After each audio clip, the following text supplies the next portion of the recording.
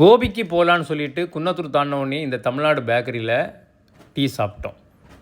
கிட்டத்தட்ட 17 கிலோமீட்டர் இங்கேருந்து நம்ம ட்ராவல் பண்ண வேண்டியிருக்கு. இந்த ரோடு, அதாவது குன்னத்தூரில் இருந்து நம்ம கோபிச்செட்டிப்பாளையம் போகக்கூடிய ரோடு வந்து 2 சைடும் நல்ல மரங்கள். உண்மையிலேயே இந்த இடத்துல ட்ராவல் பண்ணுறதுக்கு ரொம்ப நல்லாவே இருக்கும்.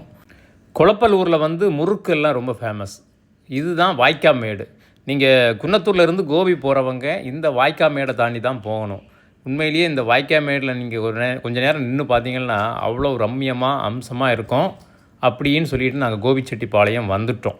கோபிச்செட்டிப்பாளையம் வந்தவுடனே கொஞ்சம் தூரம் முன்னாடி போனவுடனே பாரியூர் அம்மன் கோவில்.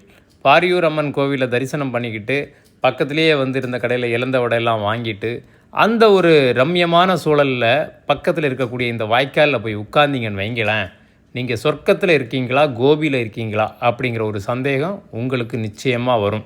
வயலும் வயல் சார்ந்த இடமும் அவ்வளோ அழகாக அம்சமாக இருக்குங்க. நிறைய பட ஷூட்டிங் இங்கே நடந்திருக்கு.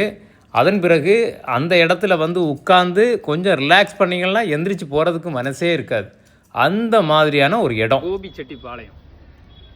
தமிழ்நாட்டில் மிகச்சிறந்த அழகான ஊர் அப்படிங்கிறதுல மாற்றுக்கருத்தே இல்லை.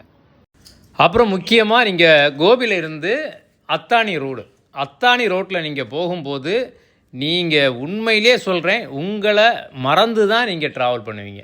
அந்த மாதிரி 2 பக்கமும் வயலும் வயல் சார்ந்த இடமும் மலைக்கு கீழே வயல் இருக்கிற அந்த அழகும் ஐயோ அவ்வளவு அழகாக இருக்கும். நாங்கள் 2 வீலரில் போனோம், காரில் போனாலுமே நல்லாயிருக்கும் பார்க்குறதுக்கு. ஆனால் உண்மையிலே சொல்கிறேன், கண்டிப்பாக போங்க.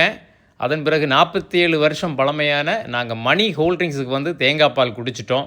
அடுத்தது கோபிக்கு போனால் இங்கே கை நினைக்காமல் போகக்கூடாதுன்னு சொல்லுவாங்க. அந்த மாதிரி அம்மன் மெஸ்ஸில் போய் மத்தியானம் லஞ்சையும் முடிச்சிட்டோம். உண்மையிலே நல்லா இருந்துச்சு. சாப்பிட்டுட்டு வெளியே வந்து பார்த்தா ஜோனு மழை, நல்ல காலம். ஒரு எமகா ஷோரூம் இருந்துச்சு, அங்கே ஒதுங்கி நின்றுட்டோம். நல்ல கிளைமேட்டுங்க.